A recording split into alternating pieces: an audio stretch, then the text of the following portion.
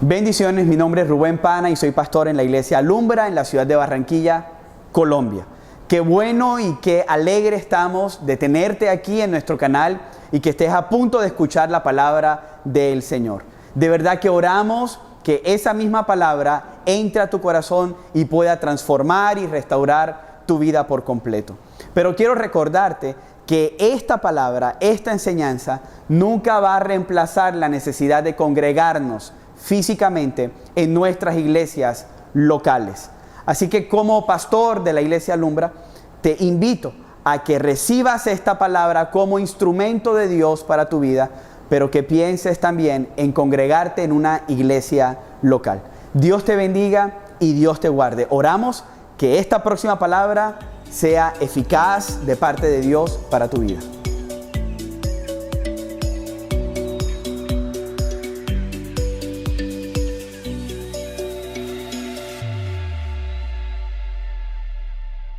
De Dios.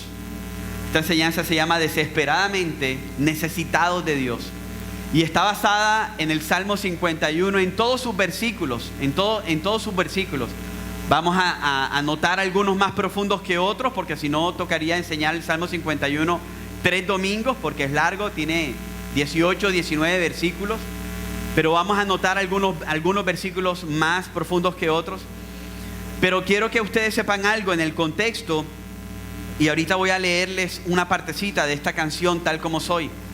En el contexto bíblico del Salmo 51, a mí me deja ver cómo Dios realmente es nuestra única esperanza. David había pecado, y había pecado quizás como ninguno de nosotros ha pecado. Había pecado de una manera muy profunda. El hombre conforme el corazón de Dios había fallado. El hombre que el Señor había llegado donde su papá y había dicho, el hombre le había mostrado todos sus hijos cuando Dios estaba escogiendo al rey de Israel, al verdadero, no al que el pueblo escogió a Saúl, sino al que Dios había escogido conforme a su corazón. Y llegó el profeta Samuel y dijo, este no es. Y pasó, el papá de David empezó a mostrarle a Samuel todos sus grandes hijos, los guerreros, grandes, altos, no como yo, pequeñito, sino grandes, altos, fornidos, guerreros, soldados.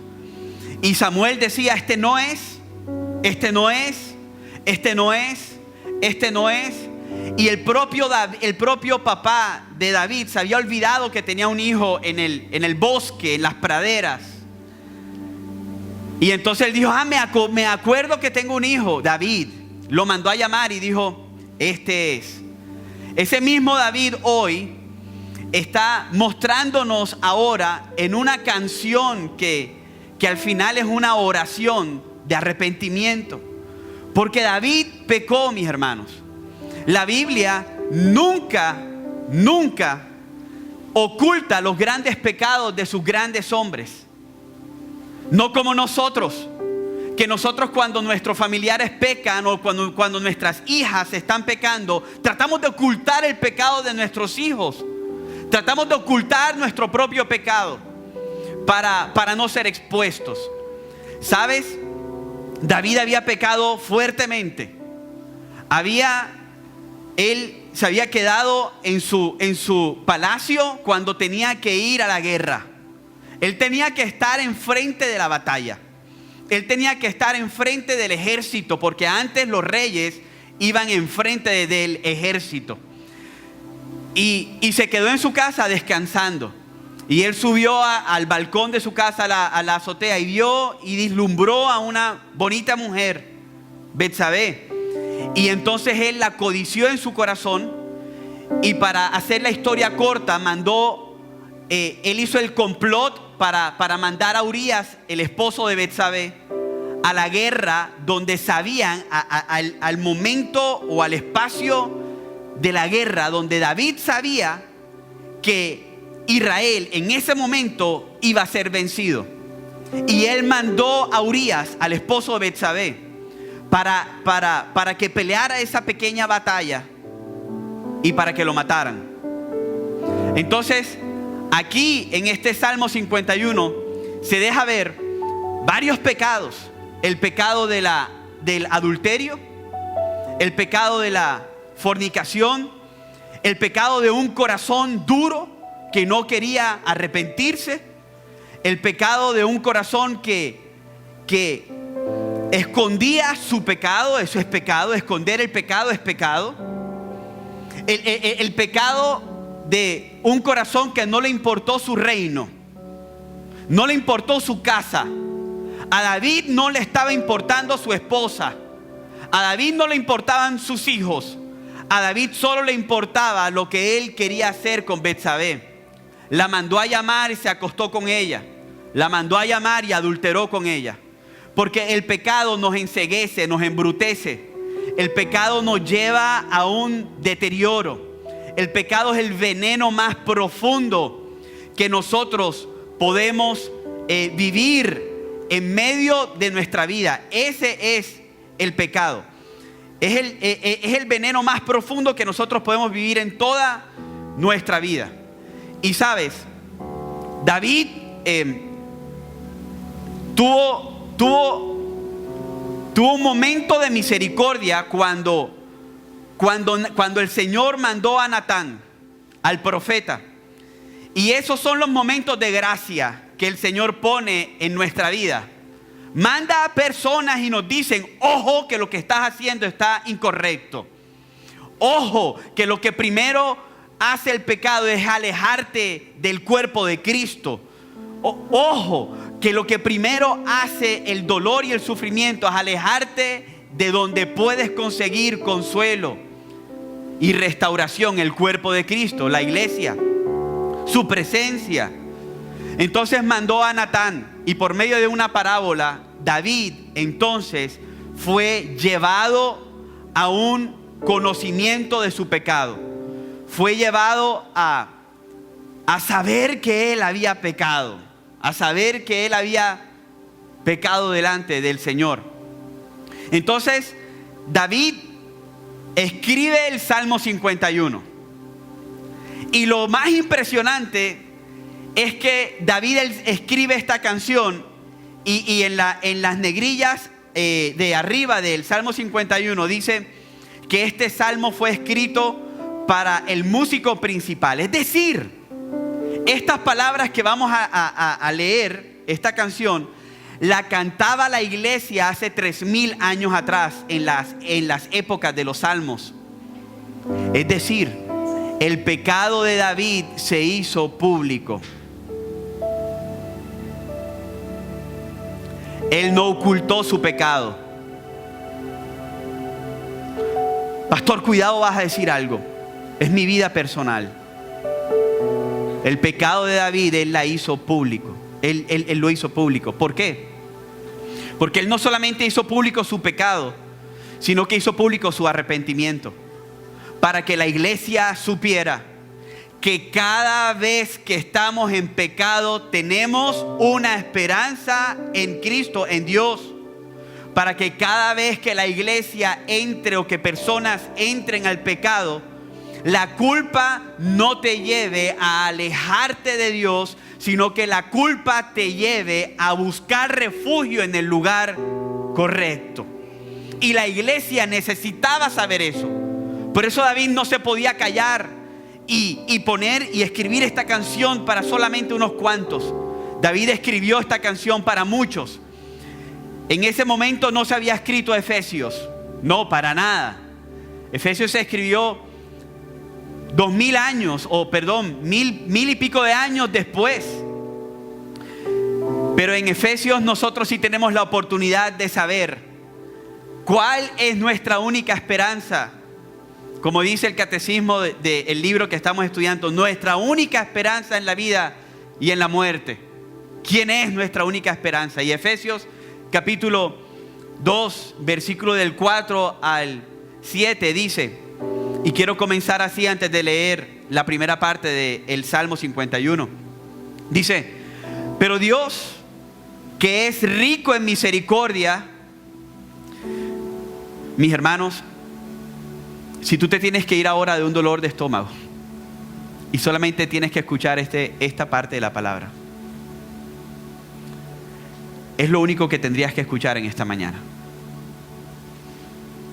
Dice: pero Dios, que es rico en misericordia, por causa del gran amor con que nos amó, pasado, aun cuando estábamos muertos en nuestros delitos y pecados. David se estaba acostando con Betsabé. David estaba tramando en su corazón matar al esposo de Betsabé. Y había un amor que se derramaba sobre David. Dice: aun cuando estábamos muertos en nuestros delitos y pecados, nos dio vida juntamente con Cristo. Por gracia ustedes han sido salvados. Y con Él nos resucitó y con Él nos sentó en lugares celestiales en Cristo Jesús, a fin de poder mostrar en los siglos venideros las sobreabundantes riquezas de su gracia, de su misericordia, de su compasión, de su benevolencia, de su amor, de su favor, de su perdón. Riquezas de su gracia por su bondad para con nosotros en Cristo Jesús. Y la canción que les iba a leer antes de leer Salmo 51 dice, se llama Tal como soy, dice: me rompí cuando pensaba que era fuerte. Fiel he sido y te he fallado a la misma vez. Intenté tener control, pero no pude. Llegué alto y en un momento volví a caer. He luchado y me he rendido ante la batalla. Me alejé y me atrajiste de nuevo a ti. Malgasté, dice esta canción, dice: malgasté lo que tenía desesperado, pero descubrí siempre estuviste allí. Fuiste tú quien me encontró. Y el contexto dice que David no buscó al profeta Natán. Natán buscó al rey David. Es decir, que nuestra inhabilidad y nuestra incapacidad por el pecado jamás te va a acercar a Dios. Mi hermano, que crees en la mentira del libre albedrío, que por el libre albedrío tienes tú toda la capacidad de buscar a Dios, es una mentira con M mayúscula. El libre albedrío, lo único que tiene capacidad en tu vida es de alejarte de Dios, no de buscar a Dios, porque hay un pecado con el que nacemos. Nuestro libre albedrío está sucio, está envenenado por el pecado y jamás te va a llevar a Dios. Es Dios el que nos busca. Dios fue el que mandó a Natán. Dios es el que nos llevó, el que nos lleva la palabra. El Espíritu Santo es el que nos convence de pecado. Y cuando tú y yo si no entendemos eso, jamás vamos a entender la misericordia del Señor. Porque la misericordia de Dios se hace más grande cuando tú estás inhabilitado para buscarlo. La misericordia de Dios se hace más grande cuando tú no puedes buscarlo, pero Él te busca a ti. Jesús sí nos ama tal y como somos, pero su gracia jamás nos dejará tal y como somos. Jamás. Él buscó a David para no dejarlo igual. Y de aquí entonces nace la canción del Salmo 51. El primer punto que quiero notar entre los versículos 1 y 6 es un hombre desesperadamente necesitado de la misericordia de Dios. Versículos 1 y 6, voy a leerlo. Dice: ten piedad de mí, oh Dios, conforme a tu misericordia. Conforme a lo inmenso de tu compasión, borra mis transgresiones. Lávame por completo de mi maldad y límpiame de mi pecado. Es una oración desesperada de alguien que está arrepentido por su pecado. Dice: lávame por completo de mi maldad y límpiame de mi pecado. Porque yo reconozco mis transgresiones. El pecador tiene que reconocer sus pecados. Yo reconozco mis transgresiones y mi pecado está siempre delante de mí. Y creo que es el clímax de esta primera parte. Dice contra ti. Y lo repite, contra ti, contra ti. Y en el hebreo, cuando se repiten 2 veces más, es un símbolo de llevarlo exponencialmente.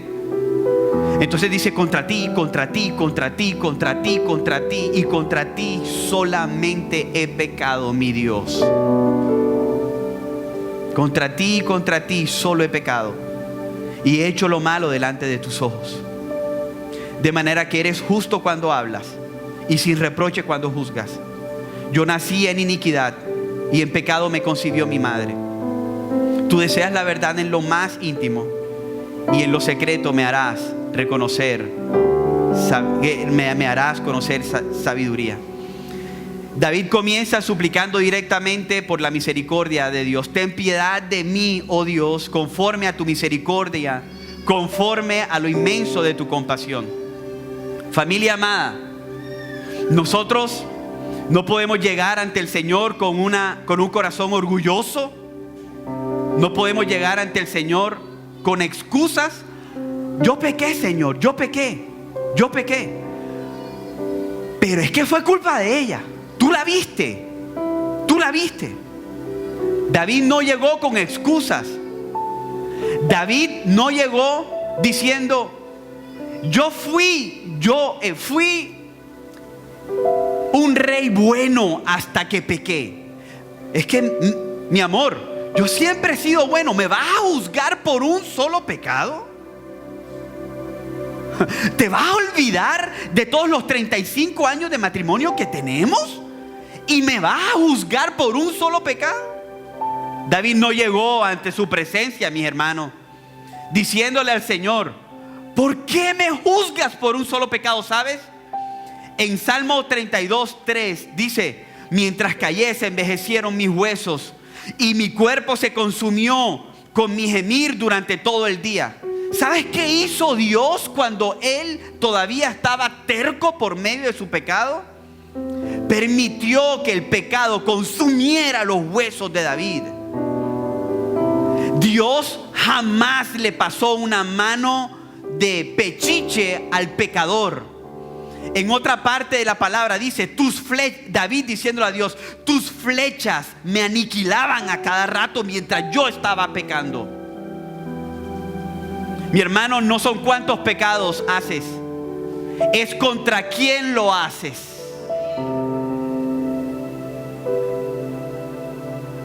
No es que tu pecado sea pequeño. Delante del Dios majestuoso, todo pecado es grande, porque Dios es grande.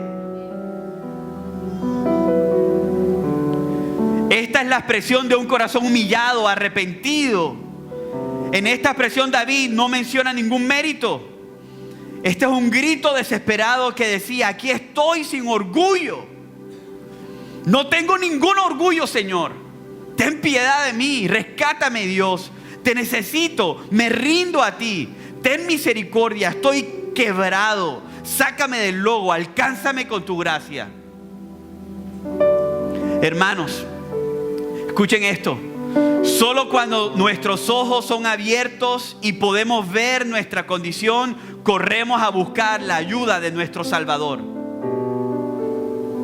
Solo cuando nuestros ojos son abiertos y podemos reconocer nuestra condición, buscamos la ayuda de nuestro Salvador. Cuando el Señor abre nuestros ojos para que podamos ver nuestro pecado, no es un momento de tragedia, sino de rescate.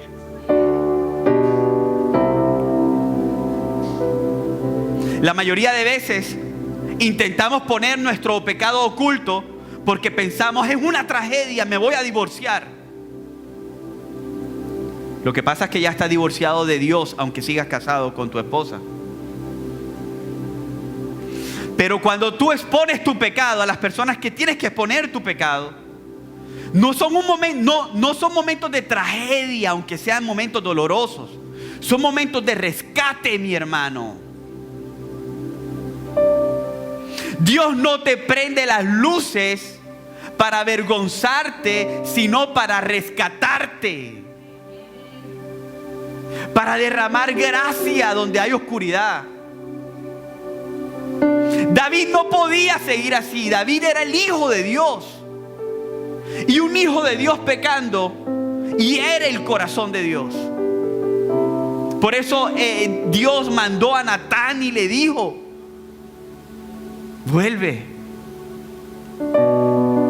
Solamente la misericordia de Dios es la única esperanza de un pecador cuando es aplastado por la conciencia del pecado. Y por eso él sigue diciéndole: Señor, borra mis transgresiones, lávame por completo de mi maldad y límpiame de mi pecado. Lávame más y más de mi maldad. Sabes, muchas veces hemos pecado y en ese momento, familia, el pecado se ve pequeño. Yo no creo que cuando David estaba en el balcón, él decía: me voy a meter en una tremenda, pero yo lo voy a seguir haciendo. Cuando estamos pecando, se nos olvida las consecuencias y hacemos todo para llegar al pecado. David no se estaba imaginando la tragedia que le venía, que estaba a punto de hacer. El pecado le parecía atractivo en ese momento. Y David pensaba que se estaba saliendo con la suya. Pero cuando Dios abre nuestros ojos y podemos ver nuestro pecado, podemos llegar suplicándole al Señor: borra mis transgresiones, lávame por completo de mi maldad y límpiame de mi pecado. Es increíble cómo David teológicamente usa 3 palabras para referirse al pecado. Teológicamente comienza con la palabra transgresión. Borra mis transgresiones. Porque si tú no entendemos lo que significa el pecado, jamás vamos a entender la profundidad del pecado. ¿Qué significa la palabra transgresión? Borra mis transgresiones. Es una rebelión alta. Es voluntariamente y conscientemente el traspaso de los límites de Dios. Transgredir los límites de Dios. Una ilustración: es como si un país viola el terreno de Colombia y lo transgrede. Este país está dispuesto a entrar en conflicto con Colombia y hasta llegar a una guerra. Es decir, cuando transgredimos la ley de Dios, le estamos declarando la guerra a Dios. Wow. Es decir, el pecado es mirar a Dios y decirle: estoy en guerra contra ti. No importa la calidad y la grosura del pecado. Estamos declarándole nuestra rebelión a Dios. Estamos declarándole nuestra enemistad y que somos enemigos de Dios. Cuando tú pecas, estás declarándole tu rebelión, tu enemistad, y que eres enemigo de Dios porque transgrediste, pasaste, violaste las normas divinas. Y no importa cuánto. Por ejemplo, si tú vas al centro de Barranquilla y dice no parquear,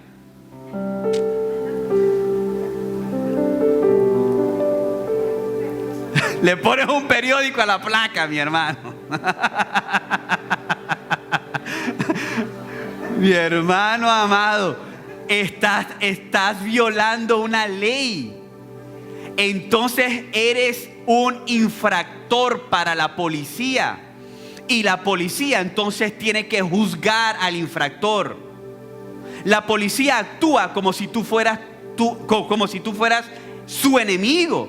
Te tiene que demandar una justicia. Cada vez que pecamos, Dios demanda. Cada vez que hay una transgresión en nuestra vida, Dios demanda una justicia.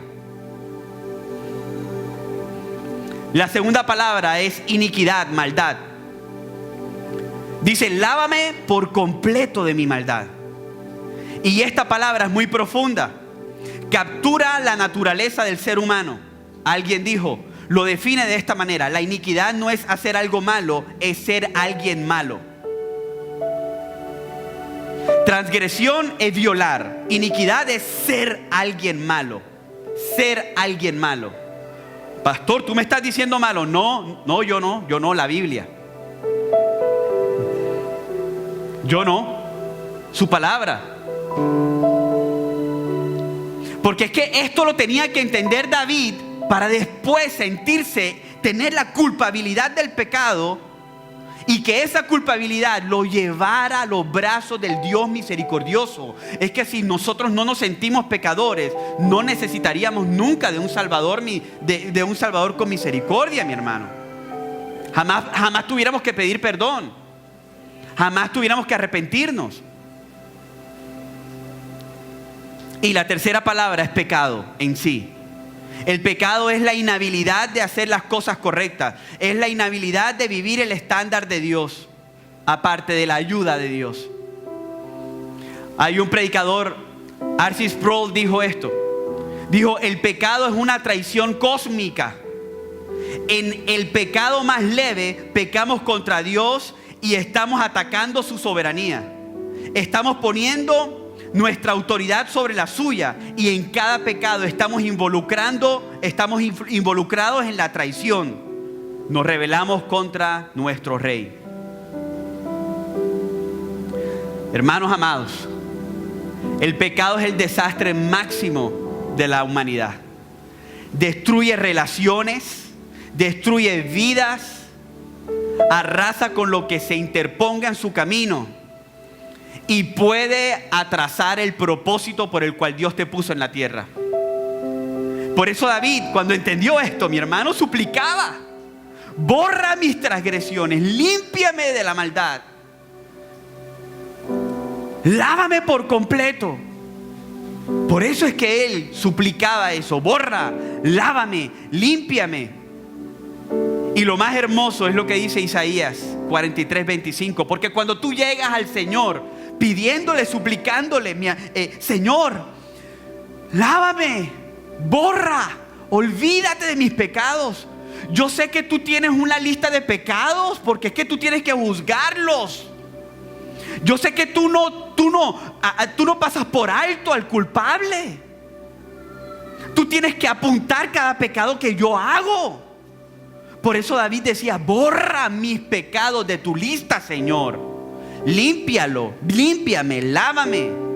Pero hay una hermosa promesa en Isaías 43:25. Dice: yo, hablando Dios, yo soy el que borro tus transgresiones por amor a mí mismo, y no recordaré tus pecados.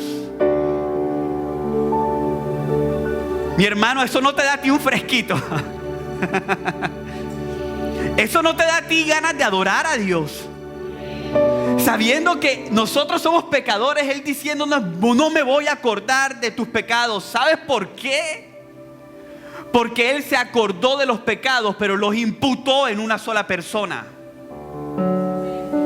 Los cargó a la cuenta de una sola persona. No es que Él haya borrado nuestros pecados sin condenarlos. Él sí condenó nuestros pecados, pero en una sola persona, en Cristo, en la cruz del Calvario, para que tú y yo hoy seamos libres. Si se lo vas a dar a Él, dáselo fuerte, fuerte, fuerte.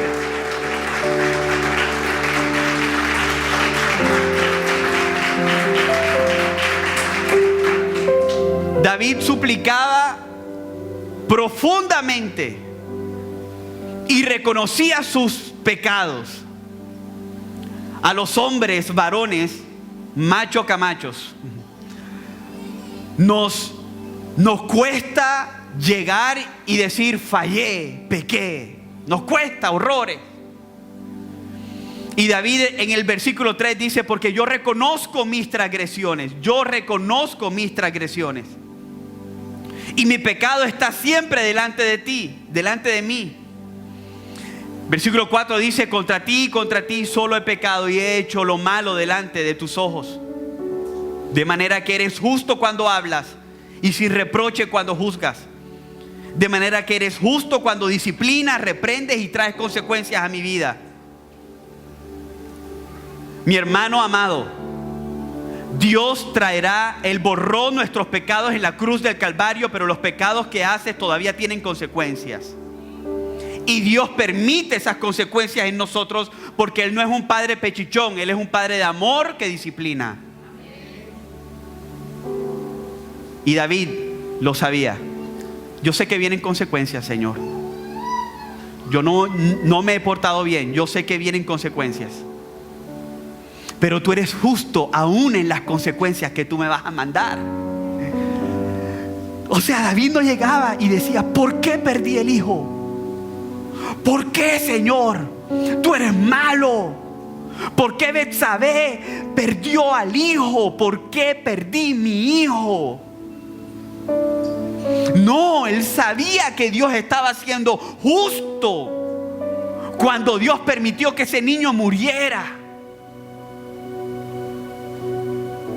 Dios es justo, mi hermano.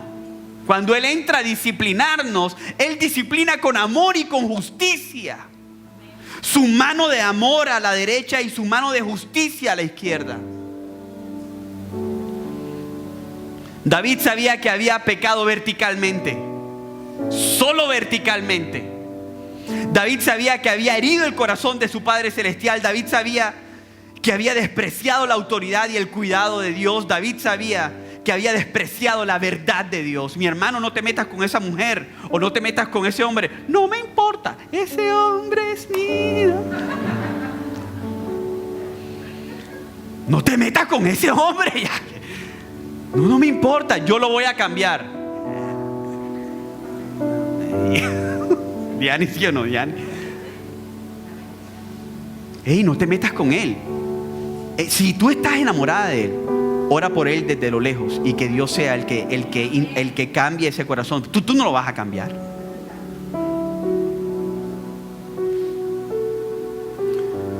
David había despreciado la verdad de Dios porque él pecó verticalmente. Mi hermano, cada vez que tú pecas, tú estás despreciando su verdad. Tú estás despreciando su palabra.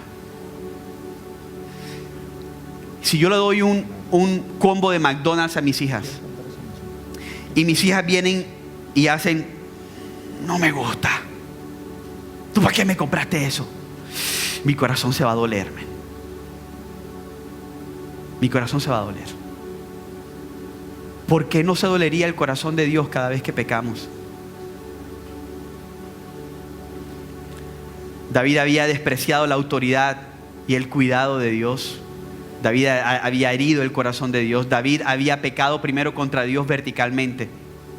Y claro está, cuando tú pecas verticalmente, afectas horizontalmente a las personas que están a tu lado. David afectó a Betsabé. David hizo literalmente que quedara embarazada. Trabajó para que quedara embarazada y Betsabé perdió a su hijo. Betsabé perdió su hogar. Cuando tú pecas verticalmente, afectas horizontalmente, profundamente. Betsabé perdió su esposo, su hogar. Lo perdió por el pecado de un hombre. El pueblo, y al final del Salmo 51 dice: restituye, Señor, edifica las murallas de Jerusalén. El pueblo se debilitó con el pecado del rey. Cuando el pastor de la casa, el hombre de la casa peca, la casa, los cimientos del hogar se debilitan. Mi hermano hombre que estás aquí, levántate como pastor de tu casa. ¿No ves que cada vez que pecas debilitas a tus hijos y a tus hijas?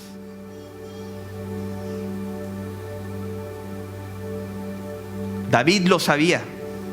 Por eso él llegó reconociendo su pecado. Y él dijo: he pecado, Señor, contra ti solamente he pecado. He hecho lo malo delante de tus ojos. ¿Sabes por qué él dijo eso?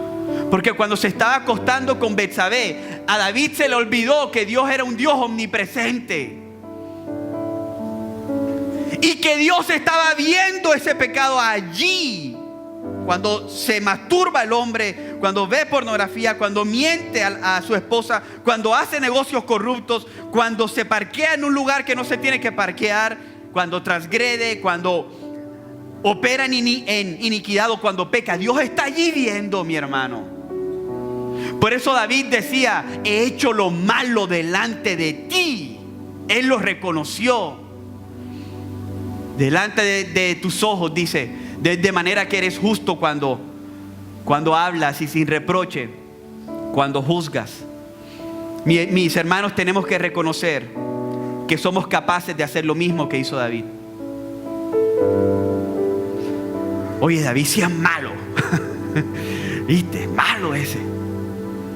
Tú y yo tenemos la misma capacidad de pecar. La misma capacidad. ¿Sabes por qué? Porque tenemos el mismo pecado que David tuvo hace 3000 años atrás. El pecado no ha cambiado, es igual. Así que tú y yo tenemos que reconocer el día de hoy y decirle al Señor, Señor, perdón.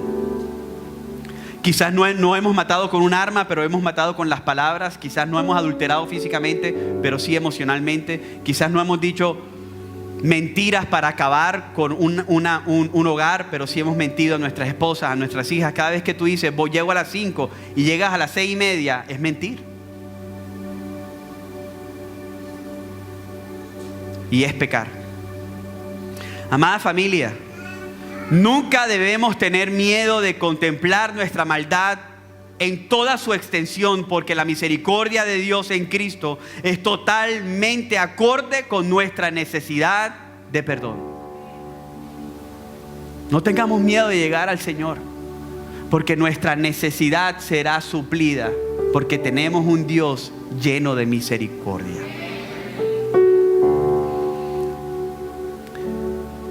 Y este hombre desesperadamente necesitado de la restauración de Dios empezó entonces a decir estas palabras, que ahora es más corto porque ya el progreso del Salmo, lo que va a hacer David es resumir muchas cosas, es pedirle a Dios muchas cosas. Primero él se desgarró en su corazón y ahora él lo que va a empezar es a pedir, Señor, por favor, y no me voy a quedar allí.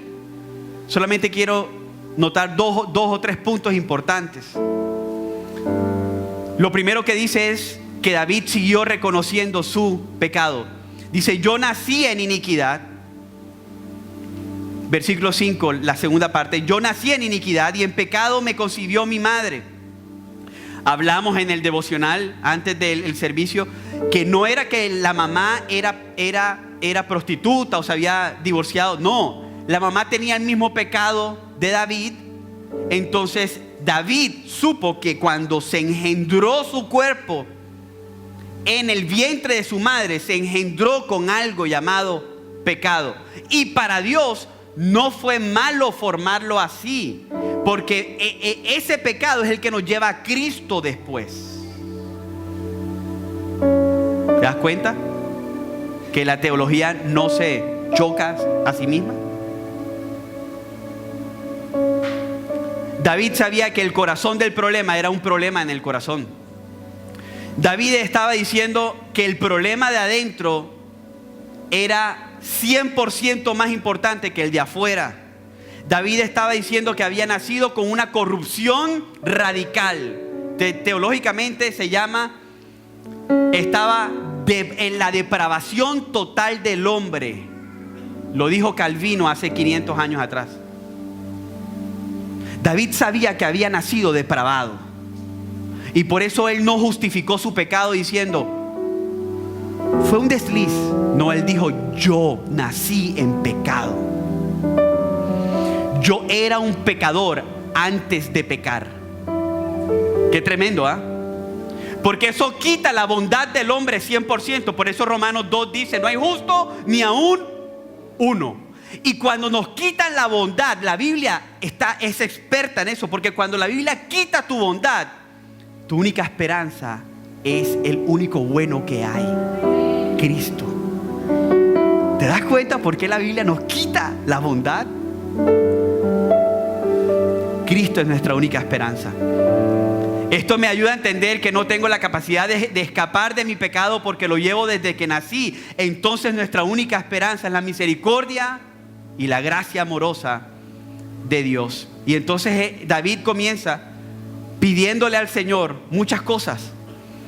La primera es: purifícame con hisopo y seré limpio, lávame y seré más blanco que la nieve. Corto. ¿Sabes qué era ese hisopo? Era un platón hondo. Entonces tú metías como una rama, la mojabas. ¿Y qué pasaba? Cada vez que llegaba un leproso al templo o a la ciudad, fuera de la ciudad porque no podían entrar, el sacerdote venía con un hisopo, sacrificaba unas palomas. En unos casos, una paloma la sacrificaba y la otra la dejaba ir, o un cordero.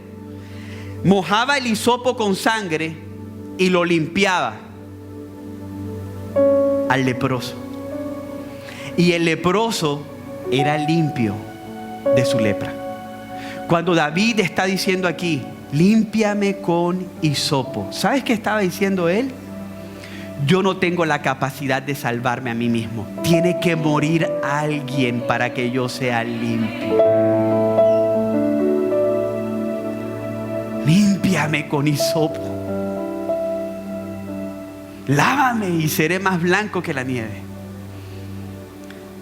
Versículo 8 dice: hazme oír el gozo y la alegría. Haz que se regocijen los huesos que has quebrantado. Muy profundo esto.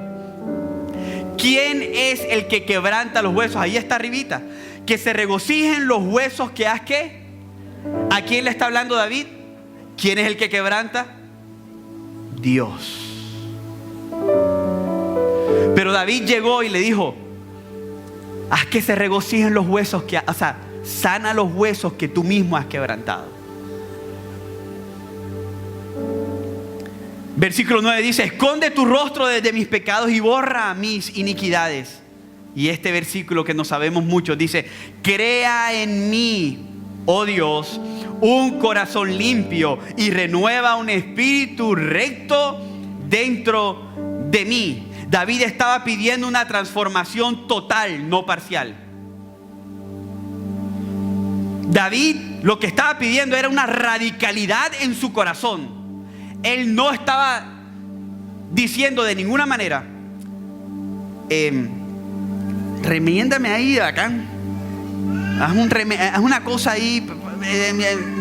Hay áreas de mi vida que todavía quiero seguir gobernando. Es como el cristiano cada 8. Viene cada domingo y dice: bueno, con esto me voy, me agarro esta verdad y las demás se me olvidan. Entonces sigo viviendo mi vida normal, de lunes a viernes, como un secular, no, como un inconverso normal, y el domingo soy cristiano por 2 horas. David, ¿sabes qué estaba diciendo? Crea en mí. Crea, esa palabra es la misma palabra que sale en Génesis 1. O sea, David le estaba diciendo: forma de la nada, porque él ya se estaba sintiendo como nada. Forma de la nada, crea de la nada algo nuevo en mí.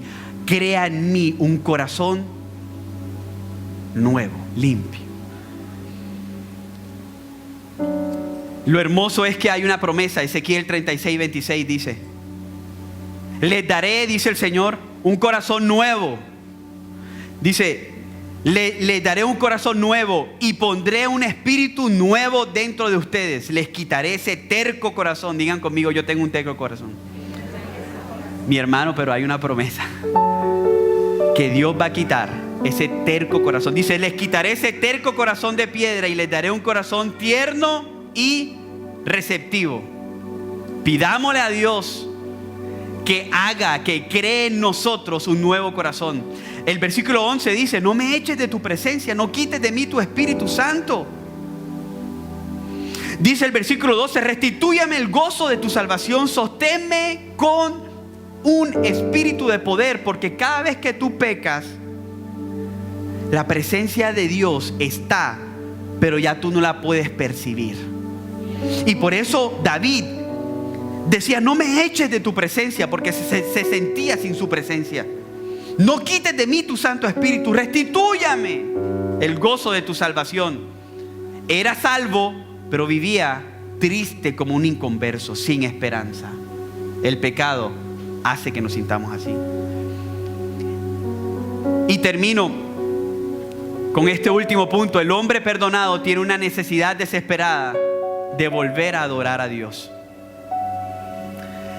Les recuerdo mis 3 punticos. Un hombre desesperadamente necesitado de la misericordia de Dios. Punto 2.